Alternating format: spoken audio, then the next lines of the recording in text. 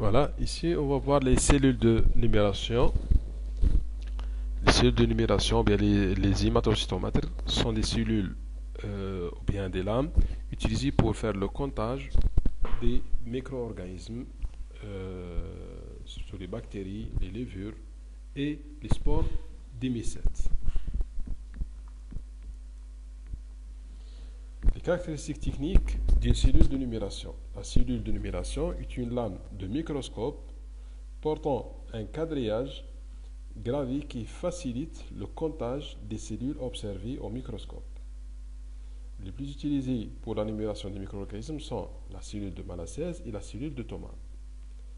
Mais attention, d'un modèle de cellule à l'autre, bien que l'aspect extérieur similaire, le quadrillage diffère.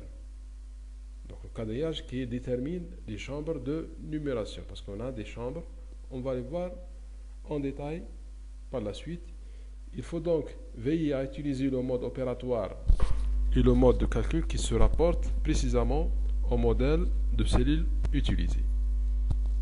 Vous voyez dans cette figure donc la cellule de Malassez. On a ici une zone de quadrillage. On a deux plateaux latéraux sur lesquels repose la lamelle, parce qu'on utilise les cellules de Malassez ou bien les cellules de numération avec des lamelles. La cellule de Malassez ou bien les lames jouent un rôle de lame. Et entre les plateaux et le quadrillage, on a une zone de vide ici. Une zone de vide, ou bien du côtière, qui ont un but de récupération de l'excès d'échantillon. Parce qu'on met l'échantillon ici, sur la zone de quadrillage, une goutte de suspension. Par la suite, on met en place la lamelle. Le plateau central avec quadrillage au centre, gravé, qui peut être simple ou double. Une zone ou bien deux zones de quadrillage. On va voir ici maintenant la différence entre les quadrillages de deux cellules, cellule de Malassez et cellule de Thomas. On a un grand carré ou bien un grand rectangle. Donc un grand carré chez les cellules de Thomas parce qu'on a 5 sur 5, plutôt 4 sur 5 ici, 4 sur 4, donc 0,2 mm, 0,2 mm. On a 16 petits carrés et les petits carrés, dans le quadrillage entier, on a 16 grands carrés. Donc 16 grands carrés, dans chaque grand carré, on a 16 petits carrés, 4 sur 4. L'écartement entre la lame et la lamelle, c'est 0,1 mm. Donc la hauteur de la gravure, elle est de l'ordre de 0,1 mm. Volume d'un grand carré, 0,004 mm3. Alors, c'est 0, bien 4, 10 puissance moins 6 millilitres. Parce qu'on a ici 0,05 dans chaque petit carré. 0,05 sur 0,05 fois 0,1 mm. 0,1 mm. Ou bien 0,2 fois 0,2, 0,2 fois 0,2, ça veut dire combien? 0,04 fois 0,1. Ça donne 0,004 mm3. Pour le quadrillage de la cellule de Malassez, on a 5 sur 4. 5 sur 4. Donc chaque petit carré, il a les dimensions de 0,05 mm fois 0,05 mm. C'est le même volume, bien les mêmes dimensions sur le plan de dimensions que les cellules de Thomas, mais la hauteur, elle est différente. La hauteur est de l'ordre de 0,2 mm. Donc l'écartement entre lame et lamelle dans les cellules de Malassez, c'est 0,2 mm.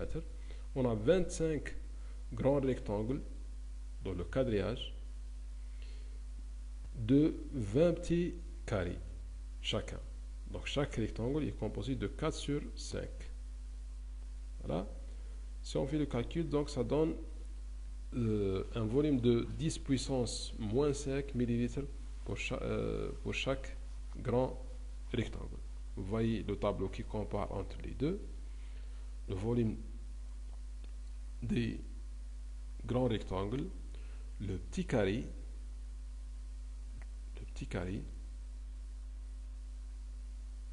donc le volume de petit carré de la cellule de Malassez, c'est le double de celui de Thomas parce que la hauteur c'est le double, la hauteur double. Ici on a 0,1 mm, ici 0,2 mm. Une dilution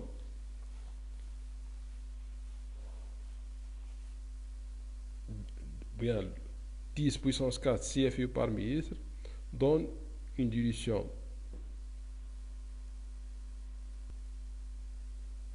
voilà, pour mesurer bien pour avoir une solution qui a une concentration de 10 puissance 4 CFU, donc c'est indétectable parce que là cette solution elle est diluée. Donc qu'est-ce qu'on fait? On prépare une solution de 10 puissance 6 CFU par millilitre, puis on fait une dilution sur 100. Voilà. La même chose pour dans la cellule de Malassez. Pour préparer une solution de 10 puissance 5, qu'est-ce qu'on fait? On prépare une solution de 10 puissance 6 qui est détectable. Vous voyez, dans le grand rectangle, on peut détecter 4 CFU par grand rectangle. Puis on fait la dilution sur 10. Voilà. Sur 10, ça veut dire on fait une dilution de facteur au facteur 1. Donc, on met 1 ml de cette solution de 10 puissance 6 avec 9 ml d'eau physiologique ou bien d'eau distillée stérile pour préparer cette solution de 10 puissance 5 CFU par millilitre. Colony-forming unit. Bien, unité formant une colonie. Pour préparer une solution de 10 puissance 4, on fait une dilution de 2 facteurs sur 100. Voilà.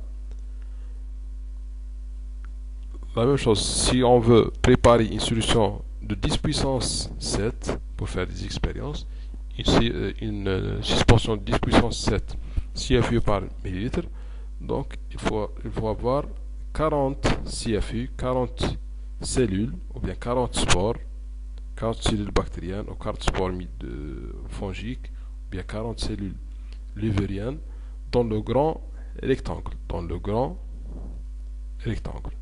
ou bien 2,5 dans le petit carré,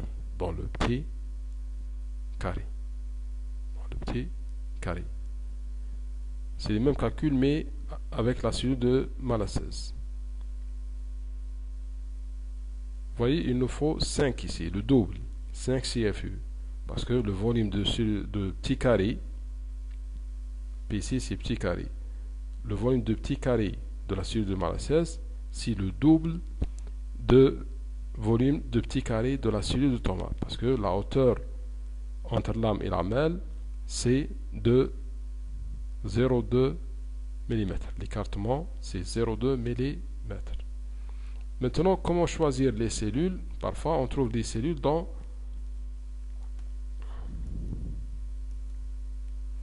voyez, dans un grand rectangle de cellules de Malassez, parfois on trouve des cellules sur les lignes qui séparent les cellules. Donc qu'est-ce qu'on fait? Est-ce qu'on choisit la partie gauche, droite, haut, bas? Qu'est-ce qu'on fait? technique de comptage sur une cellule de numération, cellule de Malassez. C'est une schématisation des cellules de levure ou de bactéries sur un quadrillage de cellules de numération, exemple cellule de Malassez. Les cellules à dénombrer, toutes les cellules à l'intérieur du grand rectangle. On a combien? 14 en vert. Pour les cellules positionnées sur la limite du grand rectangle, on comptabilise les cellules d'une seule longueur et une seule largeur, soit 2 côtés sur 4, soit au total, pour le grand rectangle, 18 cellules. Donc on choisit, ici on a choisi une longueur et une largeur. On peut choisir les deux, mais il faut unifier dans le même comptage, dans la même cellule, dans la même observation.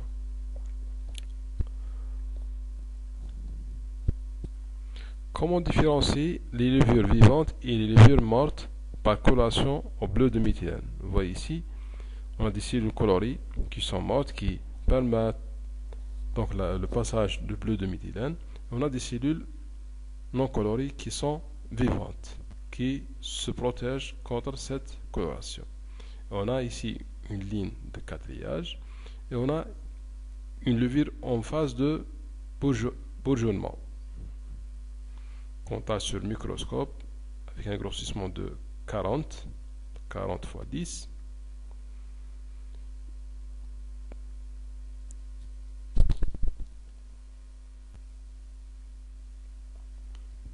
Ici, donc il faut faire attention pour les remarques suivantes.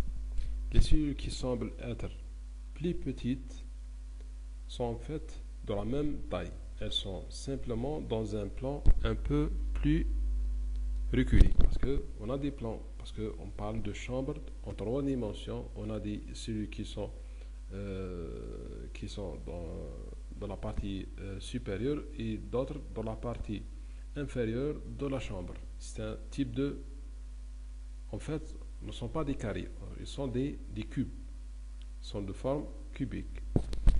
En faisant avancer l'objectif de microscope très légèrement avec la vis micrométrique, elles apparaissent du même format que les autres et leur coloration est plus distincte.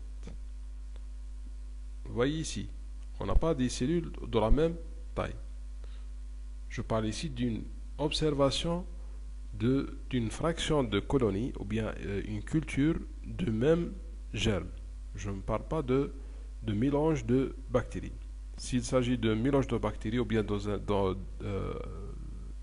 d'un échantillon environnemental ou bien d'un substrat alimentaire, c'est vrai, on trouve des cellules avec des tailles différentes sur le même plan. Au final, tout doit être comptabilisé, petite ou grosse, colorée ou non, et la somme des cellules vivantes plus les cellules mortes donne la population totale.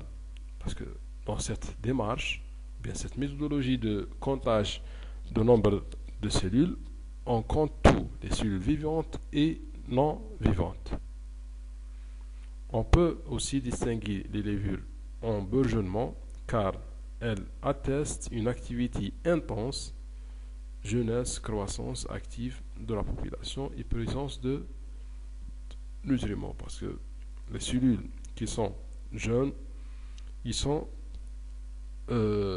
actifs dans la croissance et ils donnent naissance rapidement à des cellules, jeunes cellules, par bourgeonnement. Voilà. Détermination du nombre de grands carrés ou bien de grands rectangles à dénombrer. Dénombrer le nombre de cellules dans plusieurs grands carrés sur le tomate ou bien plusieurs grands rectangles. Donc c'est essentiel pour avoir une idée ou bien pour... Alors on compte un grand nombre de carrés, donc plusieurs grands carrés ou bien plusieurs grands rectangles s'il s'agit d'utilisation de cellules de Malassez pour donner une idée près de la réalité. On ne calcule pas juste un rectangle ou bien deux rectangles. Donc 3 à 5. En général, on choisit 3 à 5 grand rectangle ou bien grand carré.